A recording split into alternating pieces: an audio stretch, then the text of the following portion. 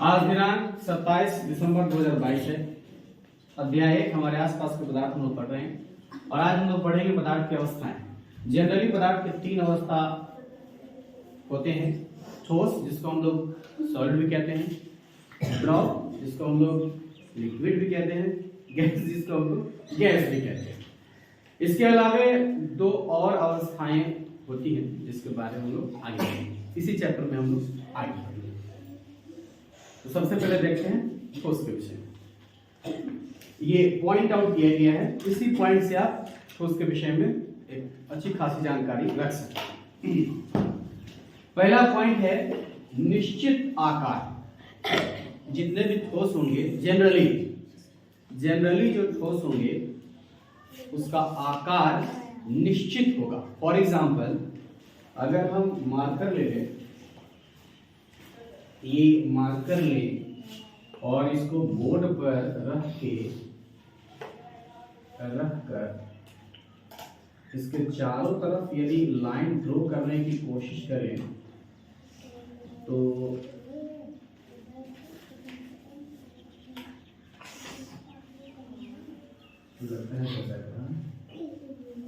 ऐसा कुछ मिल रहा है। तो जितने भी ठोस होंगे उसके आकार निश्चित होते हैं, आकार बदलेगा नहीं। बल लगाने पर आप सोच रहे होंगे कि बल लगा देंगे तो आकार बदल जाएगा, लेकिन बल लगाने पर ठोस टूट सकता है लेकिन उसका आकार बदल नहीं सकता है।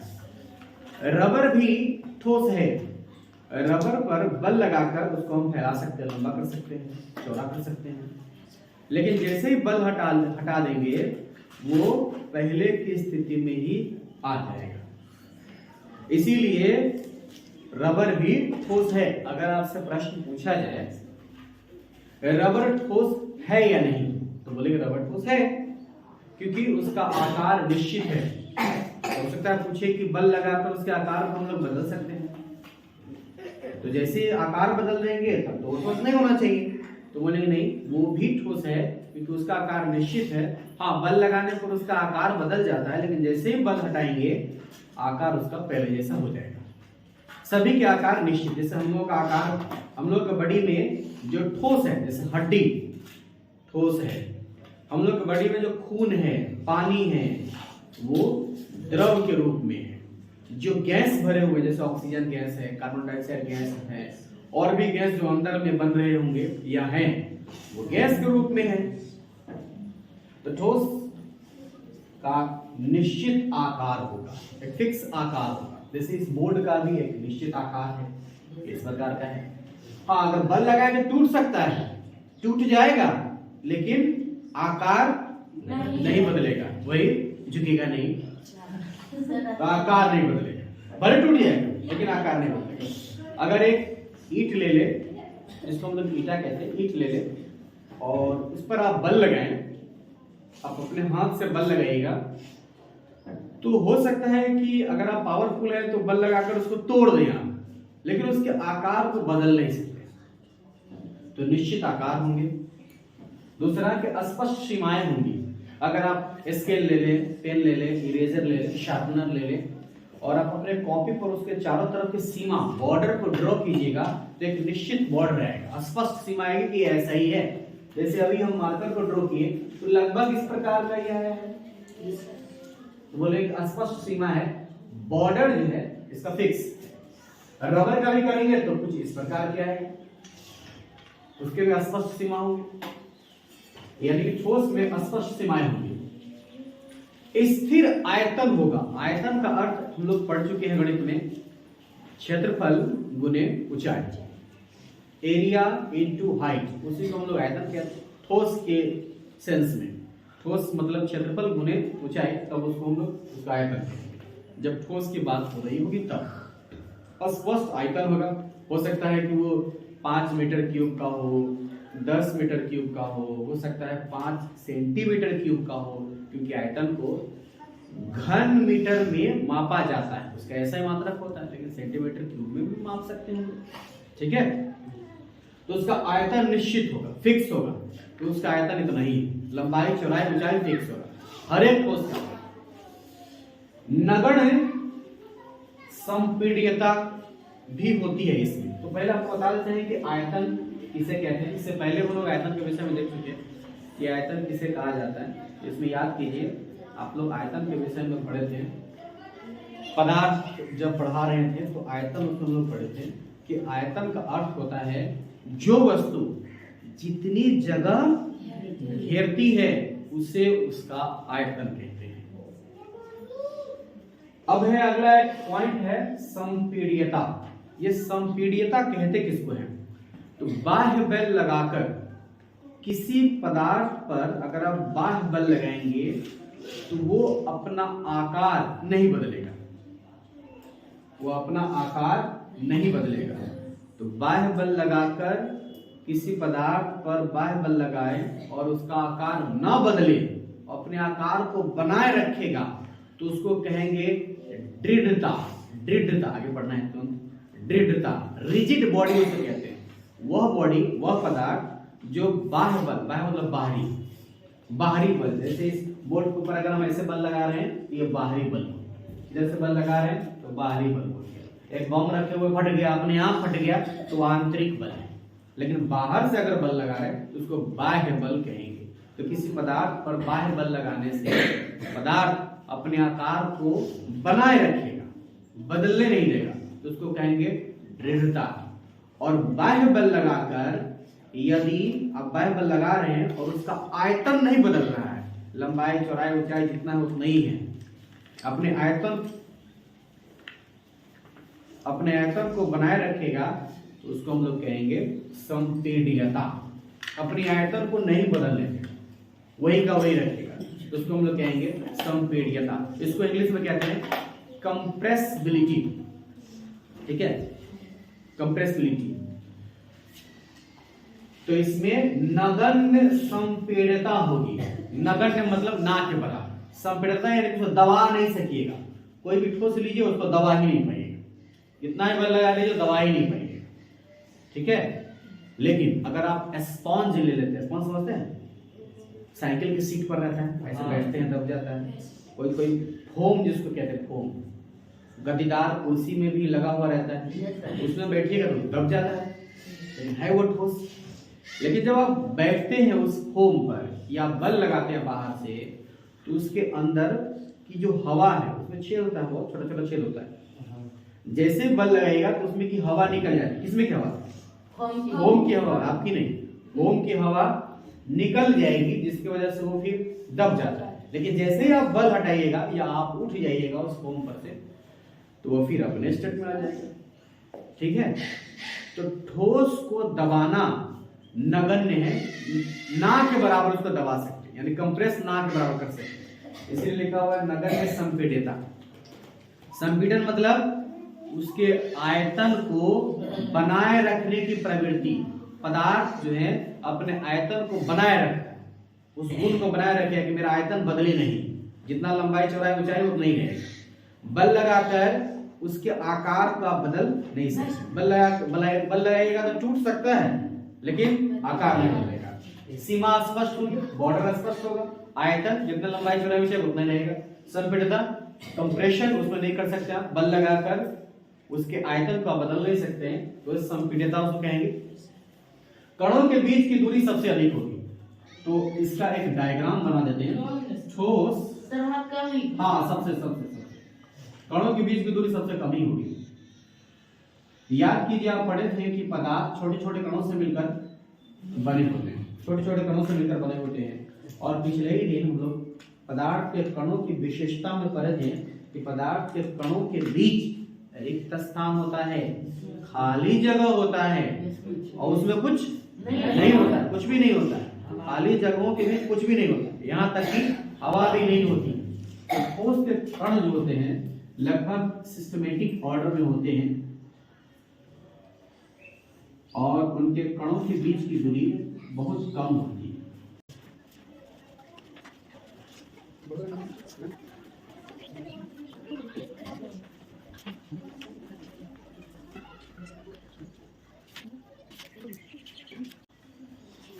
ये ठोस है, और ठोस के कण देखिए काफी सटे हुए, पूरे सटे हुए नहीं रहेंगे, क्योंकि अगर सट जाएगा तो उसके बीच खाली जगह होगा ही नहीं। हाँ, काफी सटे हुए हैं यानी कि खाली जगह बहुत कम होगा। वही लिखा होगा कणों के बीच की दूरी सबसे कम होगी, किसमें? ठोस में। तो जब सबसे कम दूरी होगी तो बल सबसे अधिक लगेगा, दूरी कम तो बल अधिक। तो ठोस में, ठोस के कणों के बीच आकर्षण बल आप भी पढ़े थे, पदार्थ के कणों की विशेषता में याद कीजिए। पहला पॉइंट पढ़े थे कि कणों के बीच खाली जगह होते हैं। दूसरा पॉइंट पढ़े थे पदार्थ के कण हमेशा गतिशील होते हैं। तीसरा पॉइंट भी पढ़े थे कि कणों के बीच आकर्षण बल लगता है। तो यहाँ पर आकर्षण बल ही लगेगा, लेकिन चूंकि दूरी कम है इसीलिए आकर्षण बल अधिक होगा। जितनी दूरी कम होगी उतना ही आकर्षण बल अधिक होगा, और जितनी दूरी अधिक होगी आकर्षण बल कम होगा। ठीक है, जैसे आप एक चुंबक लीजिए, एक चुंबक यहाँ रखिए और एक चुंबक यहाँ रखिए। अब दोनों के बीच की दूरी अगर इतनी है तब जो बल लगेगा, और इस दोनों चुंबक को यहाँ ले आइए पास में, तब जो बल लगेगा तो यहाँ पर बल अधिक होगा, यहाँ पर बल कम होगा। क्योंकि यहाँ दूरी अधिक है तो बल कम होगा, यहाँ दूरी कम है तो बल अधिक होगा। तो कणों के बीच की दूरी का आकर्षण बल सबसे अधिक होगा।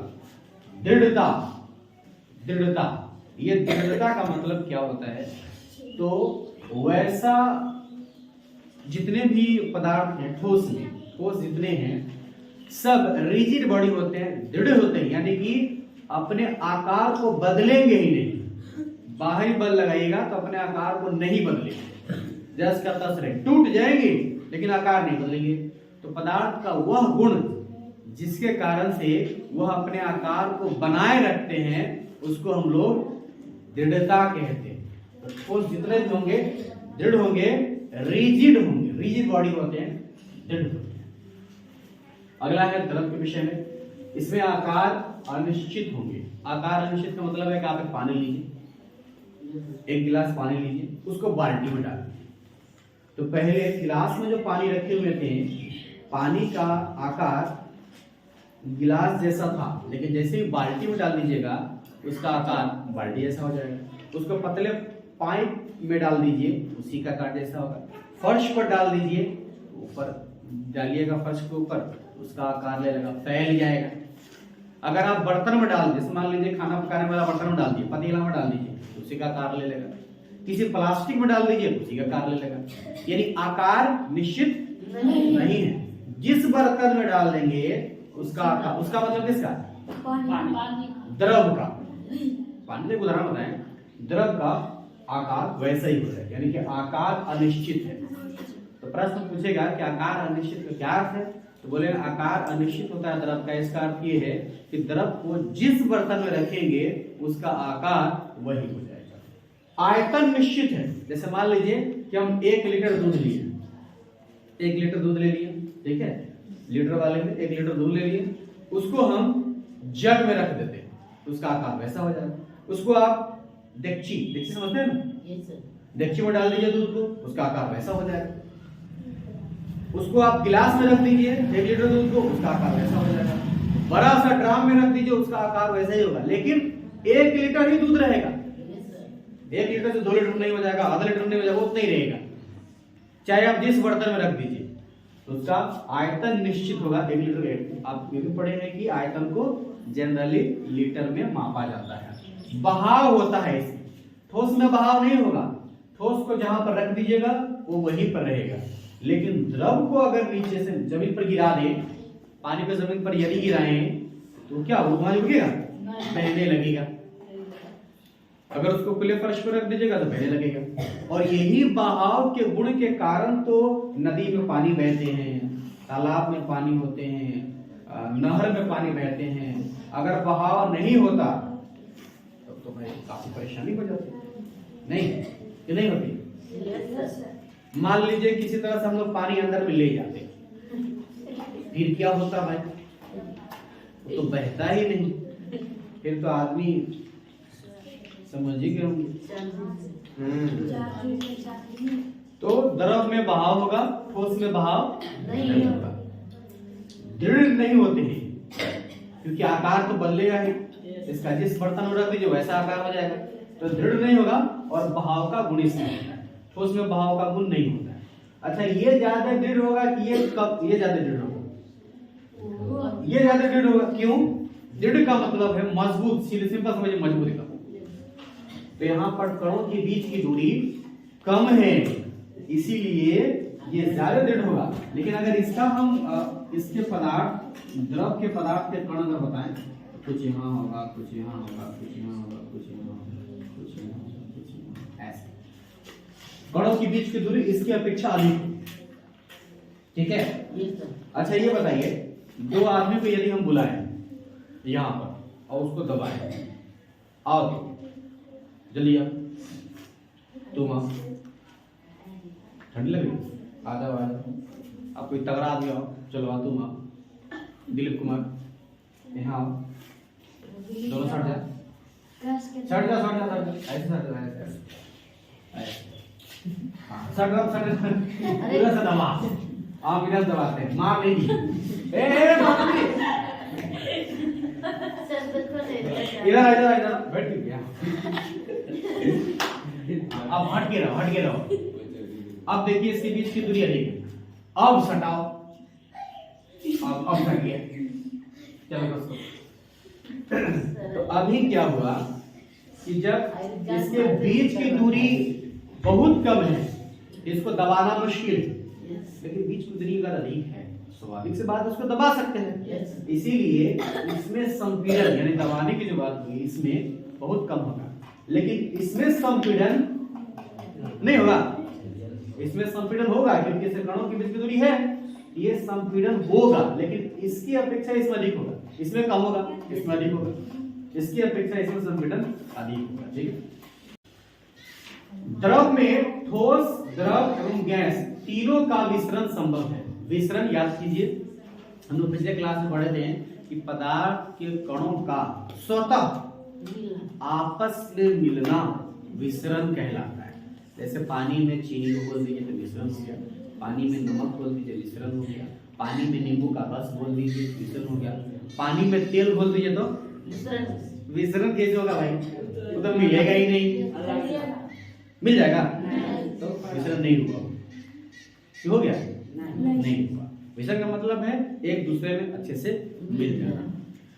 तो द्रव में यानी कोई भी द्रव लीजिए, जनरली कोई द्रव लीजिएगा तो उसमें ठोस भी घुल सकता है, जैसे पानी में चीनी घुला सकते हैं, नमक घुला सकते हैं, पानी में खल्ली को घुला सकते हैं, चूना घुला सकते हैं, द्रव भी घुला सकते हैं पानी में, यानी द्रव में द्रव को घुला सकते हैं।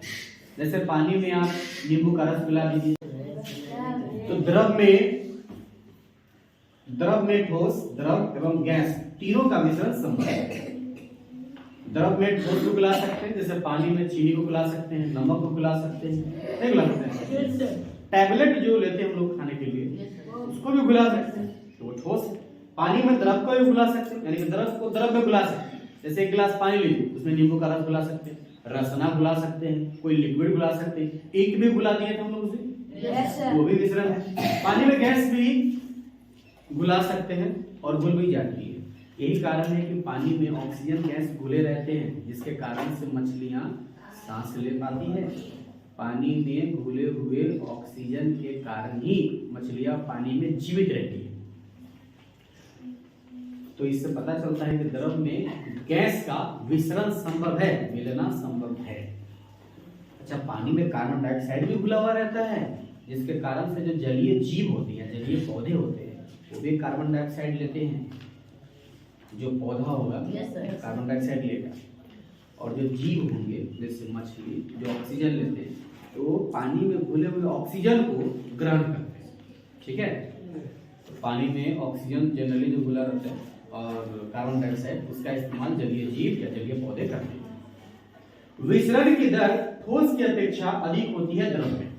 जैसे आप बालू ले लीजिए और एक ईंट ले लीजिए, दोनों को मिलाइए, मिल जाएगा? नहीं मिलेगा। विसरण इसमें ना के बराबर संभव है, या कहिए कि लेकिन इसमें संभव है, इसकी अपेक्षा इसमें विसरण अधिक होगी। तो इस विसरण की दर ठोस की अपेक्षा अधिक है। किसमें? द्रव में। तो अभी क्या क्या बताया अभी हम लोग? ठोस में निश्चित आकार, स्पष्ट सीमाएं होंगी, स्थिर आयतन होगा, नगण्य संपीड़नता होगी, उसको संपीड़न नहीं कर सकते, कंप्रेस नहीं कर सकते हैं आप। ना के बराबर, कणों के बीच की दूरी सबसे कम होगी, तो दूरी कम है तो कणों के बीच का आकर्षण बल सबसे अधिक होगा। दृढ़ होंगे, दृढ़ का मतलब है फिर लंबाई चौड़ाई ऊंचाई यानी आकार को नहीं बदलेगा, दृढ़ होगा। द्रव में आकार अनिश्चित होगा, जिस बर्तन में डाल दीजिएगा द्रव का आकार वैसा ही हो जाएगा। आयतन निश्चित होगा, 1 लीटर अगर दूध लिए हैं, चाहे गिलास में डाल लीजिए, जग में डाल दीजिए, बाल्टी में डाल दीजिए, ड्राम में डाल दीजिए, टंकी में डाल दीजिए, ट्रक में डाल दीजिए, तो लीटर के लीटर है। इसमें बहाव होंगे, द्रव में ठोस में बहाव नहीं होंगे, ये दृढ़ नहीं होते क्योंकि इसका आकार बदल सकता है, जिस बर्तन में डालिएगा वैसा ही आकार हो जाए। इसमें बहाव का गुण होगा, इसमें बहाव का गुण नहीं होगा। द्रव में ठोस को भी बुला सकते हैं, द्रव को भी बुला सकते हैं, गैस को भी बुला सकते हैं, यानी हम कह सकते हैं कि द्रव में ठोस, द्रव एवं गैस तीनों का मिश्रण संभव है। मिश्रण की दर ठोस की अपेक्षा अधिक होती है, द्रव ठोस की अपेक्षा इसमें अधिक, ठीक है। तो अब देखने जा रहे हैं गैस, पदार्थ की अवस्था में गैस, इसके कणों विशेषताओं को पहले पढ़ लेते हैं। ठोस एवं द्रव की तुलना में संपीड़ितता काफी अधिक होती है, कणों की गति अनियमित और अत्यधिक तीव्र होती है, आकार तथा आयतन दोनों अनिश्चित होता है, कणों के बीच की दूरी सबसे अधिक होती है और कणों के बीच आकर्षण बल सबसे कम होता है। यही सब समझिएगा, कण से ही कणों के बीच की दूरी सबसे अधिक है, दूरी अधिक है, सबसे अधिक मतलब ठोस से भी अधिक, द्रव से भी अधिक, किसमें? गैस में। तो जब दूरी अधिक है तो आकर्षण बल, कणों के बीच का आकर्षण बल सबसे कम होगा, और जब आकर्षण बल कम होगा तो स्वाभाविक सी बात है कि इधर उधर भागेगा। अगर किसी बच्चे के गार्जियन की पकड़ बच्चे पर ज्यादा है तो बच्चा ज्यादा दूर नहीं जाएगा, लेकिन गार्जियन की पकड़ कम है, फ्री है, अब घूम रहा है, तो यहाँ पर वही हाल है, आकर्षण बल सबसे कम है, तो दूरी अधिक होने के कारण आकर्षण बल कम है, जिसके कारण से इसके कण अनियमित रूप से गति करेंगे, जहां दिल करेगा वहां घूमेगा, और अत्यंत तीव्र रूप से गति करते हैं। इसीलिए जब गैस को किसी सिलेंडर में भरा जाता है तो गैस के कण सिलेंडर पर चारों तरफ बल लगाते हैं, टकरा कर बल लगाते हैं, दबाव डालते हैं, ठीक है, दबाव डालते हैं। इसका आकार और आयतन दोनों अनिश्चित होता है, जिस बर्तन में डाल दीजिए वैसा ही आकार हो जाएगा। आयतन भी अनिश्चित है, आयतन मतलब क्या? लंबाई चौड़ाई ऊंचाई। इतना बड़ा बर्तन में डाल दीजिए तब भी फैल जाएगा, इतनी में डाल दीजिए तब भी हो जाएगा। आकार भी अनिश्चित है, आयतन भी अनिश्चित है। ठोस एवं द्रवों की तुलना में संपीड़न इसमें सबसे अधिक है। क्यों? क्योंकि ठोस में देखे थे कि कणों के बीच की दूरी सबसे कम है, द्रव में उससे ज्यादा है और ठोस में सबसे ज्यादा है। तो जिसमें ज्यादा दूरी होगा सटा भी सकते हो उसको ज्यादा कणों को, इसीलिए कंप्रेशन सबसे ज्यादा गैस में होंगे, उससे कम कंप्रेशन मतलब संपीड़ितता उससे कम द्रव में और सबसे कम ठोस में, ठीक है। अब इसके बारे में हम एक्सपेरिमेंट करेंगे, इससे संबंधित नेक्स्ट डे अब, ठीक। इसमें किसी को समझने में कोई दिक्कत है? अगले दिन जब क्लास होगा तो हम लोग ठोस, द्रव और गैस तीनों के विशेषताओं में अंतर देखेंगे और एक्सपेरिमेंट करेंगे, ठीक है।